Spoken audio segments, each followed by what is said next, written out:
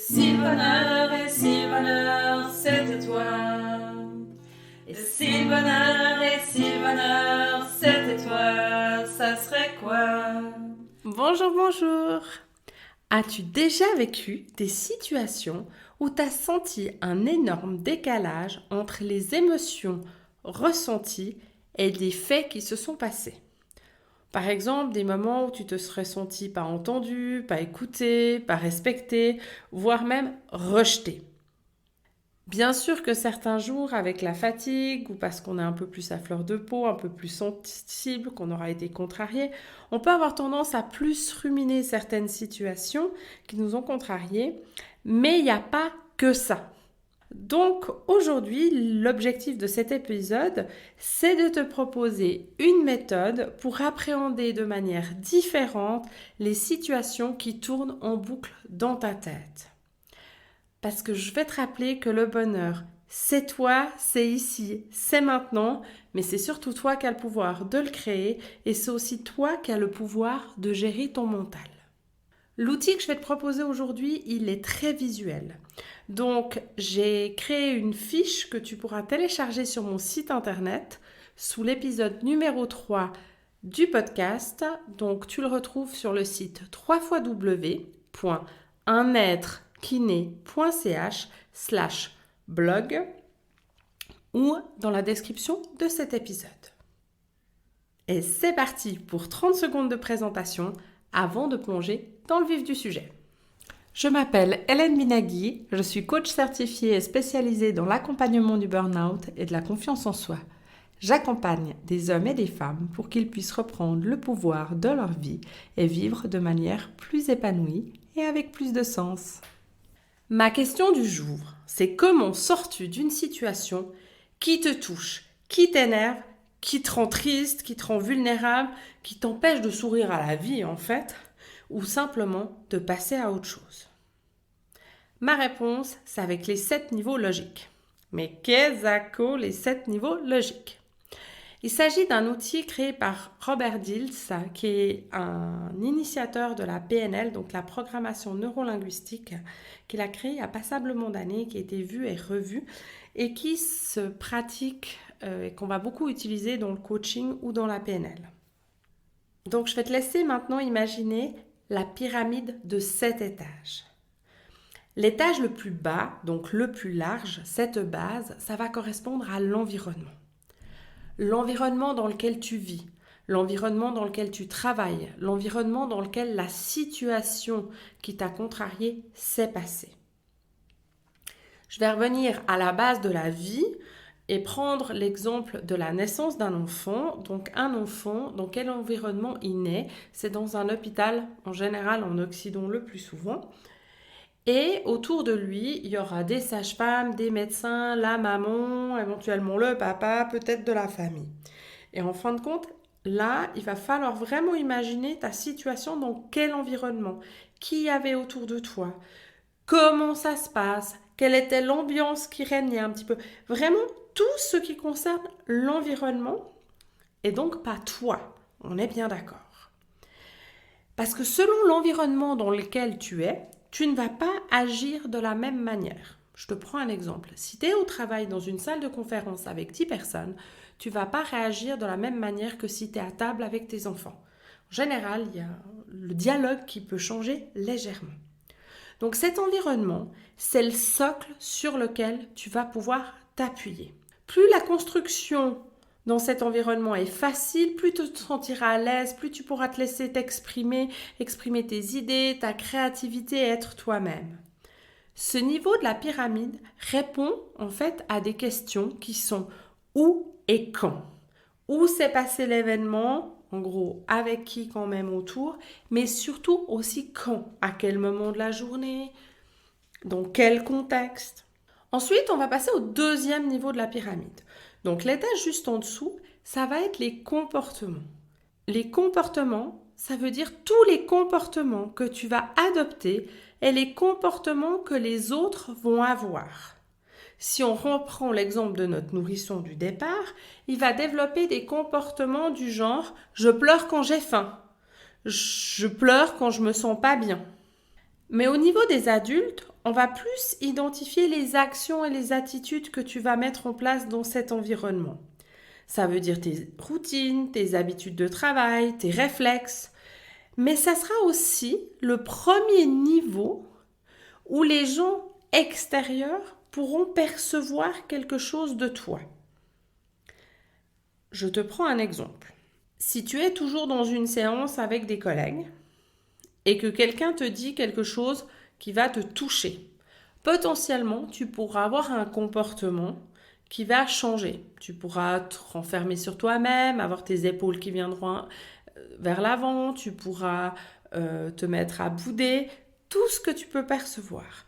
Donc ça va être tes comportements. Ce niveau-là de la pyramide, il va répondre à des questions liées aux actions. Quoi? Et plus spécifiquement, que faire? Toutes ces questions, tu les retrouveras directement en fait sur la fiche de notes que tu peux télécharger. Par-dessus, il y aura un troisième étage à cette pyramide qui va correspondre aux capacités. À ce niveau-là, on va trouver l'ensemble des compétences que tu as apprises, développées et comprises dans ta vie. C'est le niveau des stratégies et du savoir-faire. Si on revient encore toujours à notre nourrisson, quand il a grandi au fil des mois et des années, il va développer des nouvelles capacités. Il va apprendre à parler, il va apprendre des choses à l'école, il va apprendre des expériences de sa vie. Donc, il va développer un savoir-faire et pouvoir mettre des stratégies en place. À ton niveau, en tant qu'adulte, il s'agit de tous les apprentissages scolaires, perfectionnement, ta capacité à prendre des notes, à gérer ton temps, à retenir ce qu'on te dit, mais aussi tout ce que tu as appris de tes expériences de vie. Donc, ça va répondre à la question du comment. Comment tu réagis dans une situation? Ça va répondre aux questions qui vont te permettre d'analyser et de prendre des décisions. Sur quelle base je prends ma décision, sur quelle expérience je me fie pour pouvoir prendre mes décisions. On continue à grimper dans notre pyramide et là on va arriver à l'étage des croyances et des valeurs. Les croyances, c'est pas toujours facile à identifier. C'est des représentations subjectives de ce que tu penses être vrai en toutes circonstances sur le monde qui t'entoure, mais aussi sur toi. Dans les croyances, on va retrouver des idées telles que « De toute manière, si j'explique ça à mon chef, il ne me prendra pas en compte mon avis. C'est trop dur, j'y arriverai jamais. De toute façon, personne ne m'aide à la maison. Si je montre mes faiblesses, on pourra plus facilement me blesser. » Donc, toutes ces croyances, et il y en a des milliers d'autres, que tu as créées au fur et à mesure de ta vie, ou que tu as hérité aussi, soyons clairs, que tu as créé ou que tu as hérité et que tu as mis en place au fur et à mesure de ta vie. En résumé, les croyances, c'est les fondations de ton psychisme. Elles te soutiennent et te portent à un moment de ta vie, mais elles te permettent aussi de te protéger dans certaines situations, mais certaines d'entre elles, à un moment donné, elles deviennent obsolètes, elles vont t'empêcher d'avancer ou elles vont te bloquer dans ton avancée. Elles vont aussi définir ce que tu t'autorises à faire ou ce que tu t'interdis de faire par rapport au niveau inférieur. Les valeurs que tu as, elles vont correspondre à ce qui est essentiel pour toi, ce qui est le plus important, ton idéal de vie. Toutes les valeurs qui existent au monde, elles sont belles, elles sont précieuses. Mais chaque individu, il ne faut pas l'oublier, a des valeurs fondamentales différentes, voire légèrement différentes. La valeur, c'est aussi ce qui va te motiver, ce qui va te pousser en avant. Si je prends un exemple de valeur que beaucoup de monde a, c'est la justice. C'est une valeur plus ou moins universelle, mais on remarque toutefois qu'elle n'a pas la même intensité pour tout le monde. Je te redonne un exemple. Pour quelqu'un pour qui la justice est une valeur vraiment fondamentale, dans la situation où quelqu'un lui passerait devant dans une file d'attente, ce comportement-là va le mettre dans une colère, va engendrer une agressivité, puis elle va être capable de sortir de ses gonds, limite d'insulter la personne parce que ça aura touché très profondément. Pour une autre personne qui a la justice est aussi une valeur, on va dire, importante, mais peut-être secondaire, mais qui aura par exemple la valeur de l'harmonie qui est plus élevée que la justice, que pour elle c'est important d'être dans un environnement harmonieux, par exemple cette personne-là, si quelqu'un lui passe devant, elle va peut-être lui dire tout gentiment « Excusez-la, monsieur, vous m'avez passé devant ». Et du coup, il n'y aura pas toute cette puissance d'émotion qui va se passer dans son corps. Donc il faut bien comprendre qu'il n'y a pas une valeur qui est plus belle qu'une autre, mais qu'on a tous un top 3, top 5 différents, et que lorsque les valeurs, elles sont touchées, tu vas réagir super, méga violemment. Pour les retrouver, il suffit en général de te demander ce qui te met hors de toi. Souvent, en fait, les valeurs et les croyances, elles interagissent entre elles. C'est pourquoi elles sont mises au même niveau de la pyramide. Ce niveau-là, il va répondre aux questions pourquoi tu fais quelque chose, mais aussi le pourquoi écrit en 2 mots. Ça va expliquer la raison de tes comportements. Pourquoi tu fais quelque chose? Pour quelle raison tu rencontres cette difficulté ou tu réagis de cette manière? On va arriver à l'avant-dernier niveau de notre pyramide et là, ça va être l'identité. Ça correspond à qui tu es, l'identité d'une personne et ça va répondre vraiment à cette question « Qui suis-je » C'est le qui est construit avec tous les niveaux précédents. Où, quand, comment et pourquoi. Ça va répondre à toutes ces questions. Il correspond aussi à la représentation interne qu'on a tous de nous-mêmes, ce qui va influencer aussi les autres niveaux. Comment on se voit. L'identité, elle peut être altérée si on pense à notre rôle de mère, de père, de famille, si on pense à notre rôle d'épouse, de professionnel. Mais plus ces différents rôles vont être équilibrés et on aura le même comportement dans les différents domaines, plus on est en phase avec soi-même. C'est le niveau vraiment le plus important qui peut perturber l'estime de soi. Plus la représentation de nous-mêmes est décalée par rapport à la réalité, plus l'estime de soi est basse. Et plus le sentiment de mal-être est important. Je vais reprendre notre enfant qui a aujourd'hui grandi, qui se retrouve à cet étage-là de la pyramide. Il va s'agir de l'homme ou de la femme qu'il est devenu, de l'image et de l'estime qu'il a de lui. Ce niveau-là, il va vraiment répondre à la question de qui. Qui suis-je, qui? Pour le dernier niveau tout en haut, c'est un niveau auquel on accède que si les autres niveaux sont déjà passablement comblés. C'est le niveau du sens, où dans certains schémas qu'on voit par rapport à ces 7 niveaux logiques, ça peut aussi correspondre au niveau de la spiritualité. Mais c'est le sens pourquoi on fait quelque chose. Ça va être la relation à toi-même et avec ce qu'il y a de plus grand que toi. On peut l'appeler comme on veut, on peut dire selon les croyances de chacun, vraiment, ça peut être l'univers, le côté spirituel, mon ange gardien, enfin ça peut être tout ce qu'on veut. Moi, dans ce cas-là, je vais l'appeler l'univers.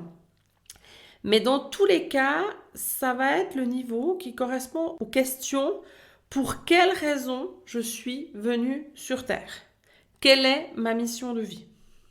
C'est la vision de soi-même à long terme, le but de notre vie. Ça pose la question de l'appartenance. Pour qui d'autre que moi, ou quoi d'autre que moi, j'exerce quelque chose sur cette terre? En résumé, plus tu vas réagir violemment, plus tes émotions vont être intenses. Plus le niveau de la pyramide qui aura été touché sera haut. Dans une situation où tes émotions sont intenses, sont violentes pour toi, l'objectif, ça va donc être d'analyser à quel niveau peut provenir la cause. Et ce qui va te permettre en fait de t'apaiser instantanément. Donc, après cette super longue théorie qui était, je pense, indispensable pour que tu puisses comprendre comment fonctionne cette pyramide, je vais t'expliquer comment l'utiliser concrètement. Je vais te prendre un exemple très simple. Ton collègue de bureau arrive ce matin-là et ne te dit pas bonjour. Ça te met en colère. Donc là, je vais reprendre les différents niveaux de la pyramide. Je vais partir depuis le plus haut, parce que c'est ce qui va perturber le plus, au plus bas. Le niveau du sens, c'est pas celui qui fait réagir le plus, mais en gros, ça va être des questions. À quoi ça sert que je vienne travailler dans cet environnement si on ne me salue même pas? Si tu le prends au niveau de l'identité, ça va être super violent. Ce gars-là, il doit pas m'aimer. Vraiment, il me salue même pas, mais en fait, il me déteste. Donc à ce niveau-là, si tu le prends très personnellement, donc au niveau de ton identité, si on ne me salue pas, on ne m'aime pas, c'est clair qu'à l'intérieur de toi, ça va faire vibrer énormément de choses. Si on part au niveau des croyances et des valeurs, quand on ne salue pas, en général, c'est souvent la valeur du respect. Ça veut dire que, en fait, ce qui va se dire à l'intérieur de toi, c'est « on me respecte même pas »,« il me respecte même pas ». Là aussi, ça va vibrer très très fort. On redescend encore un petit peu d'un niveau, et puis on va arriver au niveau de la capacité. Ben dis donc, ses parents, ils lui ont pas appris à être polis. Tout de suite, j'ai envie de vous dire qu'en se dire que la personne, elle n'a pas acquis, on va dire, la politesse de base requise de dire bonjour quand on arrive dans une pièce en général, c'est beaucoup plus doux envers soi et on n'est pas impliqué réellement personnellement dedans. Donc ça va être beaucoup plus agréable. Si on part au niveau du comportement, ça va être quelque chose du genre, il a une sale habitude de se mettre dans sa bulle quand il est pris par un job et du coup il en oublie de dire bonjour. On peut remarquer que dans son comportement, il a une tendance à se mettre dans une bulle et d'oublier de dire bonjour quand il exerce une tâche qui lui prend de l'énergie. Et l'environnement, ça va être de se dire, quand il est concentré dans une tâche prenante, il en oublie de dire bonjour. Comme tu peux le découvrir dans cet exemple, il est beaucoup moins violent d'imaginer que quelqu'un ne nous salue pas parce qu'il est concentré sur une tâche, plutôt que de se dire qu'il ne nous aime pas ou ne nous respecte pas. Donc moi, ce que j'aimerais que tu mémorises, c'est plus tu vas réagir violemment, fortement, plus tu auras été touché dans tes croyances ou dans tes valeurs, et plus tu auras l'impression que ton identité est remise en question, plus l'image que tu as de toi te paraîtra peut-être altérée ou différente, et que ça ne fera pas de sens en fait dans ta vie. Plus tu arriveras à redescendre en te demandant quel est le comportement qui peut expliquer ça, comment il a pu être éduqué, dans quel environnement il était, est-ce que les tâches qu'il était en train de faire ont été prises là-dedans, plus cela va te permettre de prendre du recul et de la distance par rapport à la situation. Il y a une chose que je constate souvent lors des accompagnements, c'est que les réactions, elles se passent beaucoup au niveau identitaire, au niveau des valeurs. Dans mon exemple, le fait que le collègue ne salue pas, ça ne veut pas dire qu'il n'a pas de valeur, mais simplement que sa valeur principale est différente de la tienne, ou qu'à ce moment-là, il y avait une autre valeur qui était une priorité pour lui. Ce qui fait qu'on n'a pas tous en fait les mêmes forces, les mêmes fragilités, les mêmes compétences, puis c'est ce qui fait la richesse en fait de nous tous. Donc, je sais bien que ce sujet il est complexe. J'ai tenté de te l'exprimer et de l'illustrer au mieux et je reste bien entendu à ta disposition sur mes différents réseaux sociaux ou par mail pour analyser avec toi une situation qui t'est arrivée ou pour clarifier certaines choses. Alors juste avant que je fasse un petit récap de cet outil, moi je vais juste t'encourager à me suivre sur ce podcast. Ça va pouvoir me motiver à continuer et de me laisser, si tu le désires, un petit commentaire sur la plateforme de ton choix. Je te conseille aussi de télécharger en fait l'outil des 7 niveaux logiques directement sur mon site internet, donc www.unetrekiné.ch pour te permettre d'analyser les situations que tu vas vivre dans ces prochains jours ou dans ces prochaines semaines. Avec cet outil, tu trouveras en fait les questions à te poser qui te permettront déjà de calmer la fureur et l'agitation qui peut bouillonner en toi. Donc, en résumé, dans cet épisode, je t'explique les 7 niveaux logiques qui ont été créés par Robert Dills. Il y a une pyramide qui se compose d'un environnement dans lequel tu es et qui répond aux questions où et quand. Le deuxième niveau, ça correspond aux comportements qui vont répondre à la question de quoi ou que faire. Puis on a les capacités que tu as acquises de tes apprentissages, de ton expérience, qui vont répondre aux questions de comment faire.